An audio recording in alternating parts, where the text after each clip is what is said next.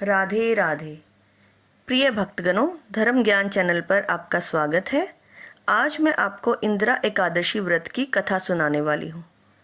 एक बार धर्मराज युधिष्ठिर कहने लगे कि हे भगवान, आश्विन कृष्ण एकादशी का क्या नाम है, इसकी विधि तथा फल क्या है, सो कृपा करके कहिए। भगवान श्री कृष्ण कहने लगे कि इस एकादशी का नाम इंदिरा एकादशी है। यह एकादशी पापों को नष्ट करने वाली तथा पितरों को अधोगति से मुक्ति देने वाली होती है।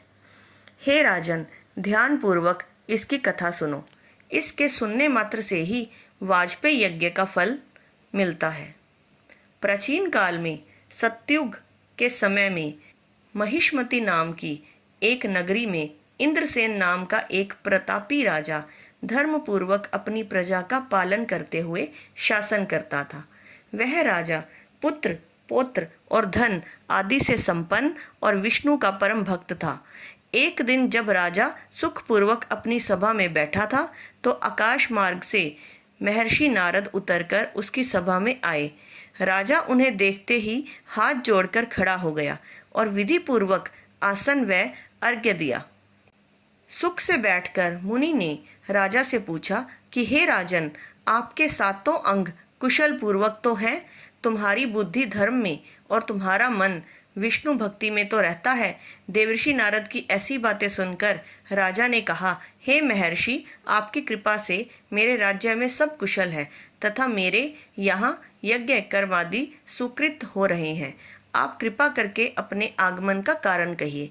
तब ऋषि कहने लगे कि हे राजन, आप आश्चर्य देने वाले मेरे वचनों को सुनो। मैं एक समय ब्रह्मलोक से यमलोक को गया। वहाँ श्रद्धापूर्वक यमराज से पूजित होकर मैंने धर्मशील और सत्यवान धर्मराज की प्रशंसा की। उसी यमराज की सभा में महान ज्ञानी और धर्मात्मा तुम्हारे पिता को एकादशी का व्रत भंग होने के कारण देखा। उन्होंने संदेशा दिया, सो मैं तुम्हें कहता हूँ। उन्होंने कहा कि पूर्व जन्म में कोई विघ्न हो जाने के कारण मैं यमराज के निकट रह रहा हूँ। सो हे पुत्र, यदि तुम आश्विन कृष्ण इंदिरा एकादशी का व्रत मेरे निमित्त करो तो मुझे स्वर्ग की प्राप्ति हो सकती है। इतना सुनकर राजा कहने लगा कि हे महर्षि, आप इस व्रत की विधि मुझसे कहिए। नारद जी कहने लगे, आश्विन माह की कृष्ण पक्ष की दशमी के दिन प्रातःकाल श्रद्धा पूर्वक स्नान आदि से निवृत्त होकर पुनः दोपहर को नदी आदि में जाकर स्नान करें। फिर श्रद्धा पूर्व पितरों का श्राद्ध करें और एक बार भोजन करें। प्रातःकाल होने पर एकादशी के दिन दातुन आदि करके स्नान करें। फिर व्रत के नियमों को भक्तिपूर्वक ग्रहण करता हुआ प्रतिज्ञा करें कि मैं आज संपूर्ण भोगों को त्याग कर निराहार एकादशी का व्रत करूंगा। हे अच्युत, हे पुंडरीकाक्ष, मैं आपकी शरण हूँ, आप मेरी रक्षा कीजिए। इस प्रकार नियम पूर्वक शालिग्राम की मूर्ति के आगे विधि पूर्वक श्राद्ध करके योग्य ब्राह्मणों को फलाहार का भोजन कराएं और दक्षिणा दें। पितरों के श्राद्ध से जो बच जाए उसको सूंघ कर गौ को दें तथा धूप, दीप, गंध, पुष्प, नैवेद्य आदि सब सामग्री से ऋषिकेश भगवान का पूजन करें। रात में भगवान के निकट जागरण करें। इसके पश्चात द्वादशी के दिन प्रातःकाल होने पर भगवान का पूजन करके ब्राह्मणों को भोजन कराएं। भाई बंधुओं, स्त्री और पुत्र सहित आप भी मौन होकर भोजन करें। नारद जी कहने लगे कि हे राजन, इस विधि से यदि तुम आलस्य रहित होकर इस एकादशी का व्रत करोगे तो तुम्हारे पिता अवश्य ही स्वर्गलोक को जाएंगे।